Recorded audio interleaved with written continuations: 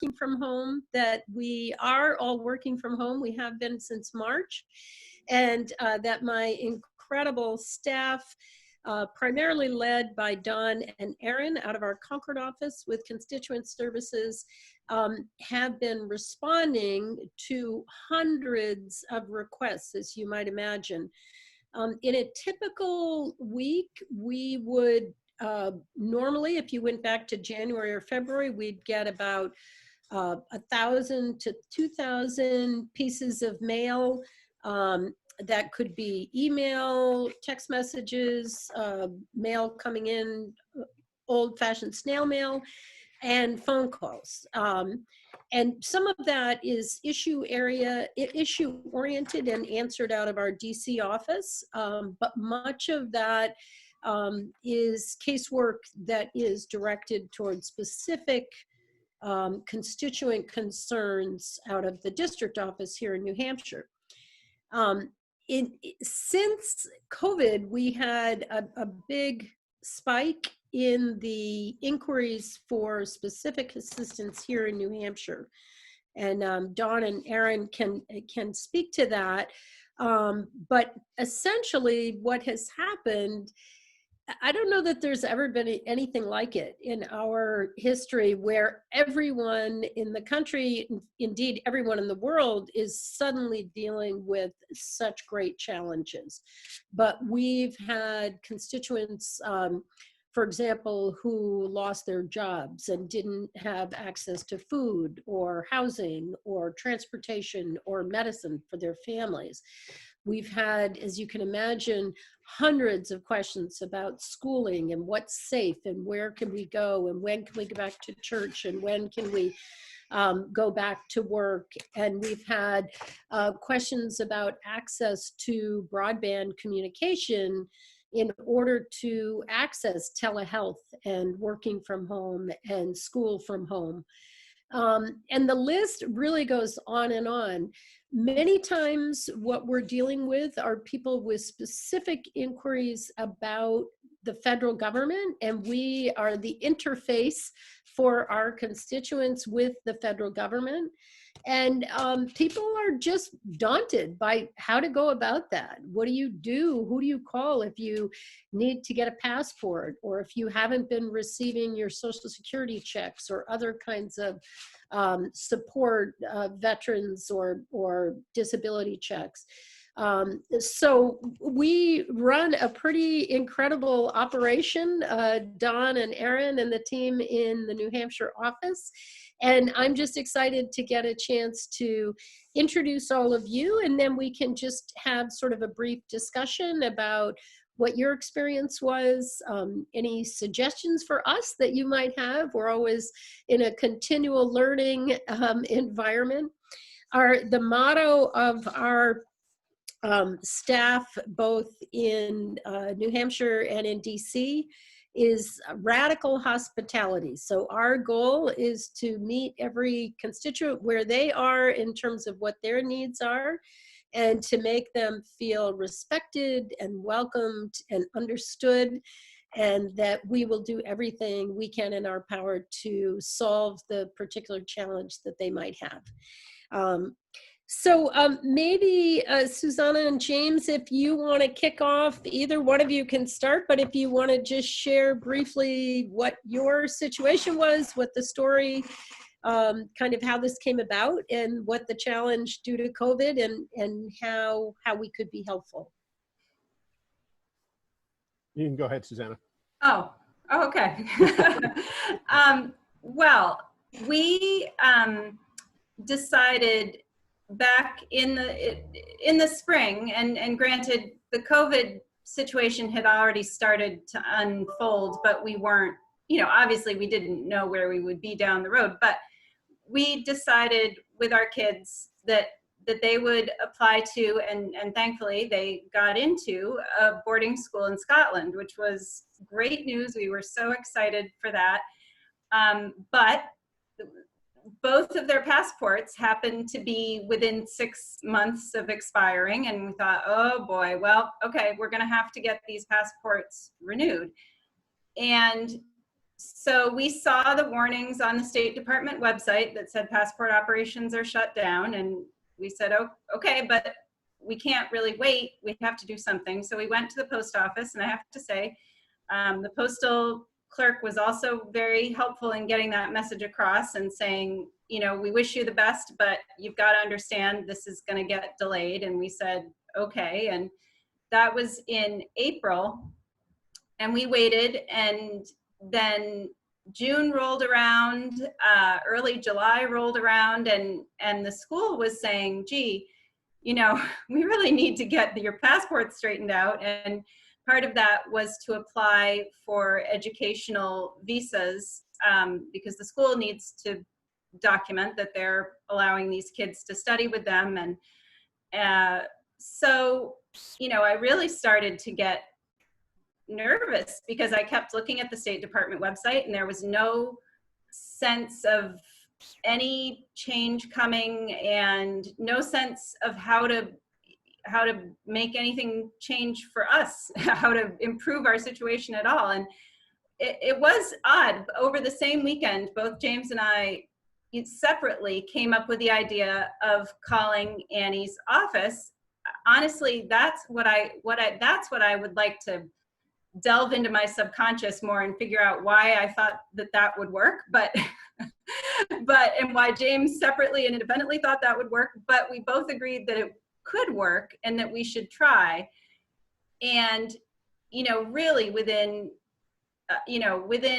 not even an hour, 90 minutes, we had Erin Cotton on the phone listening, you know, and supporting us, even if all she had initially to say was, I don't know what's out there, but I will look for you.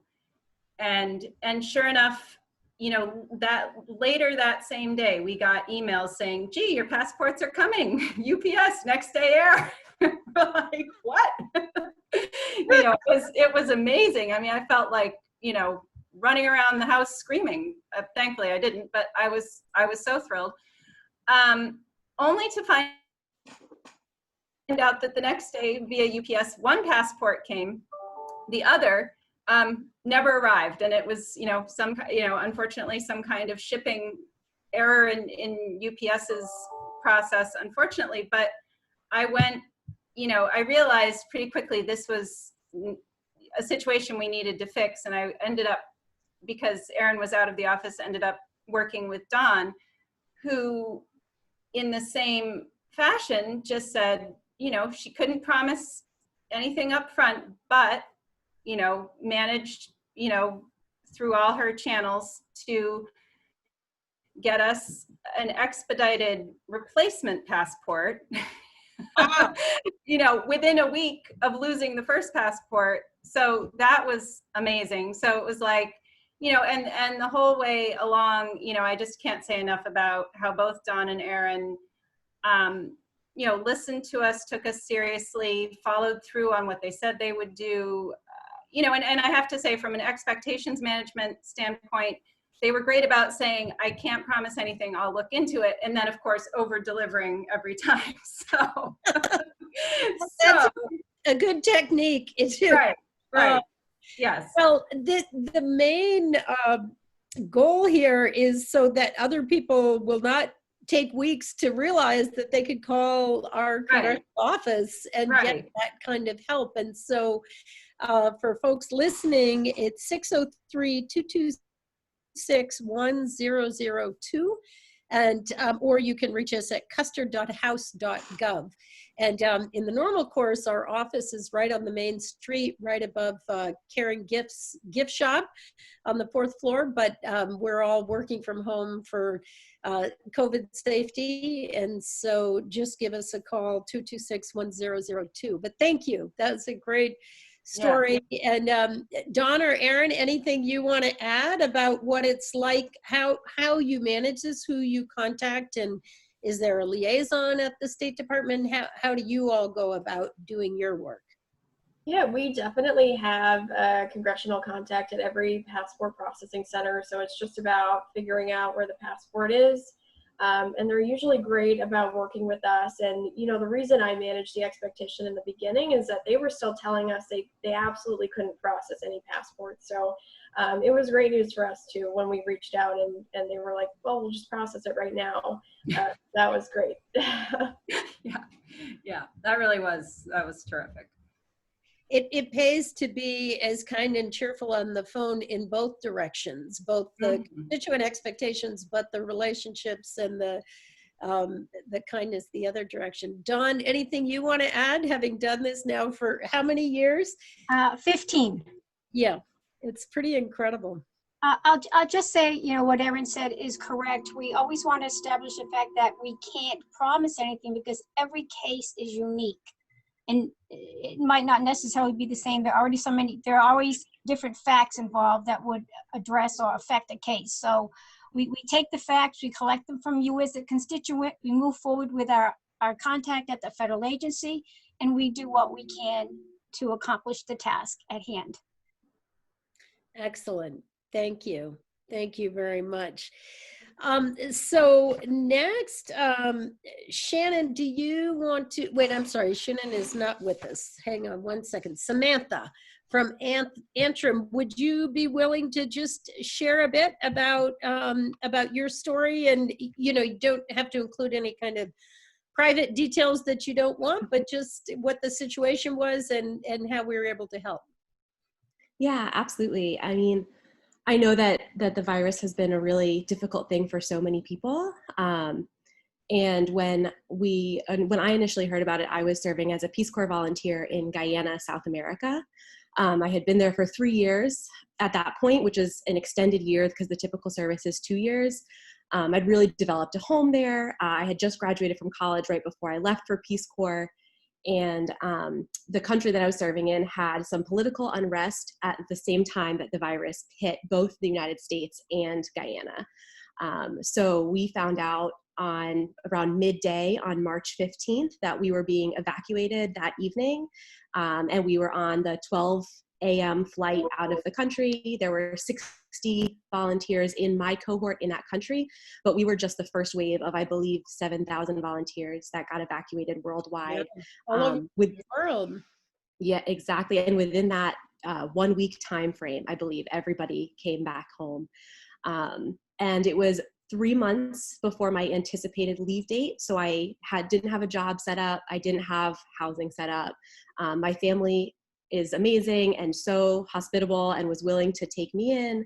But the provisions that Peace Corps has in place to support their volunteers in the transition home, I clearly don't anticipate the entire world being shut down and jobs not being available. So around mid-April, we were made eligible for unemployment benefits through the Pandemic Assistance Act. And I reached out around that same week to receive unemployment checks so I could start helping my family with the food that they were paying for me because I'd already been home for a month, start paying them a little bit of rent to support with bills. And I think just because of the sheer confusion of the whole situation, and typically Peace Corps volunteers aren't eligible for these kind of benefits, and the amount of people that were applying, I don't know what happened on what end, but it took a really long time to process. So I think I was at the 9-week waiting point, uncertain of if I was eligible to receive. Yeah, uncertain. I didn't know if I was eligible to receive. I didn't know how much I would receive. I couldn't promise my family like any kind of return for the shelter and food that they were providing for me. So around that point, I reached out to the Congresswoman's office and I received a message the next day from Dawn.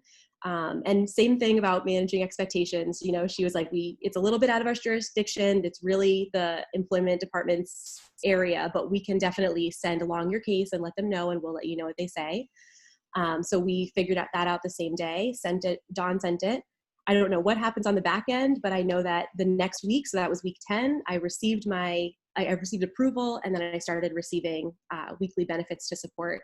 So from that, I was not only able to pay back my family for the assistance that they'd given me over the few months that I had been home, but I was also able to relocate to a place where I don't need transportation to get a job because that wasn't an option where my parents were living, and I didn't have a car because I hadn't been home for 3 years. So I was able to, I'm starting to get things moving, and it's just been It's been so helpful, and it was so easy. And I'm really grateful. And that's my story. Wow, that's incredible. And then were they retroactive back to the date of departure? Yes, all the way back to the date that Peace Corps volunteers were made eligible. They got all of that to me Okay, within that to same that week. date. Yeah. Yeah, I within remember that same that week. discussion in the legislation because we've actually had a number of discussions about Peace Corps volunteers. My cousin had been a Peace Corps volunteer and is now at the, he's worked at the CDC and now the NIH, ironically an infectious disease doctor who was involved in Ebola and controlling that pandemic. But we were having a lot of discussions about Peace Corps volunteers as possible people to work on the contact tracing with the testing and the contact tracing. And so I remember when that came up and having a conversation about all these Peace Corps volunteers coming home and needing unemployment, you know, that they just were landing here with no plan. So I'm so pleased that that worked out for you. And good luck to you in your job search and getting settled. And do you think you'll stay in New Hampshire? I hope to. I hope to, even if somehow I end up somewhere else in the interim, I hope to end up back in New Hampshire. It's my home. It's always been my home. So Great.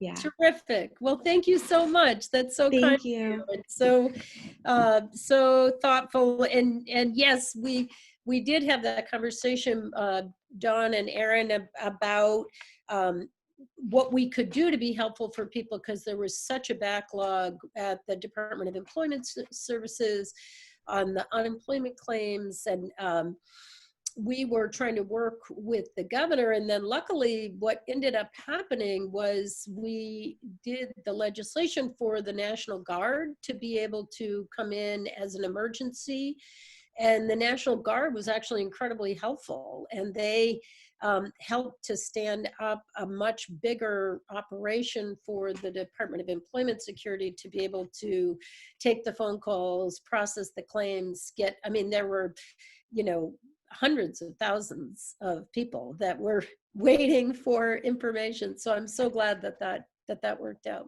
It was great. Good. And then we've got Caitlin Murin, do you say, from Nashua. And Caitlin, do you want to just explain what your situation was and how we could be helpful? Sure. I adopted 2 children from foster care last summer, and I got a letter in the fall. Can you hear me okay? Yes. Yeah, you're doing great. I got a letter in the fall from DCYF, and they said that you should go to the local Social Security office because the children have benefits from their biological mother who passed away. So I went in and I filled out an application to be representative payee in December. And then I didn't hear anything December, January, February. And by March, I was like, well, maybe I should check in on what happened. And it seemed like maybe it didn't get filed or something. And then they actually filed it when I called. But so the next few months, I was just stuck in this loop of like, the local office was sending me to federal, and then federal was sending me back to DCYF, and I was like going around and around in a circle. And I just felt like the local office was trying, but federal wasn't.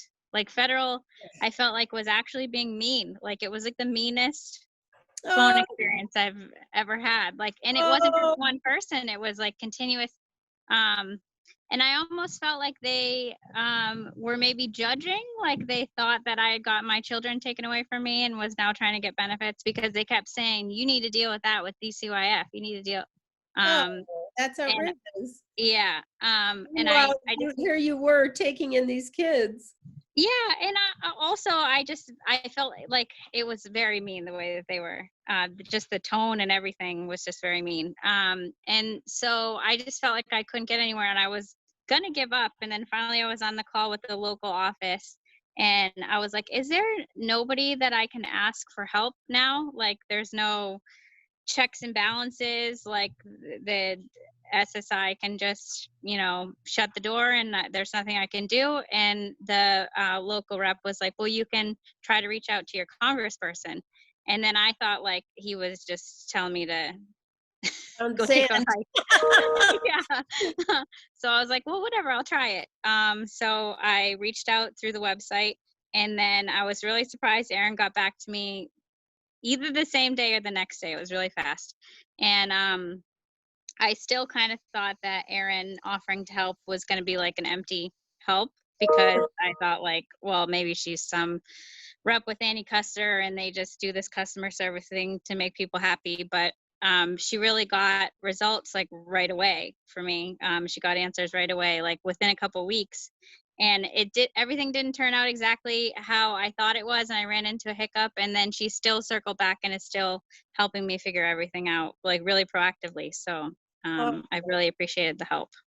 Awesome. Well, we're here to support you and help you, and we want to make sure that these kids get the support that they deserve too. Sometimes I think for the people working in the federal government, they're used to certain things, and if something is a little bit different, then they just balk at getting creative. And our role and our goal is to get creative and try to help them around those roadblocks. So yes, I felt that. I felt the creativity. It seemed like it was very easy to just shut the door, but you guys really tried to make something happen. So I really appreciate that. Good. Well, good luck to you. You sound like an awesome mom to these kids. And I really want the best for you as well. Well, so that's pretty much it, but thank you, everybody. Is there any question or suggestion or thought that you want to add to it all? Otherwise, I think we're good. Stay safe out there. Wear your mask. Thank you so much. The vaccine is coming. Everybody. Take care. Thank you. Bye-bye. Thanks for being with us.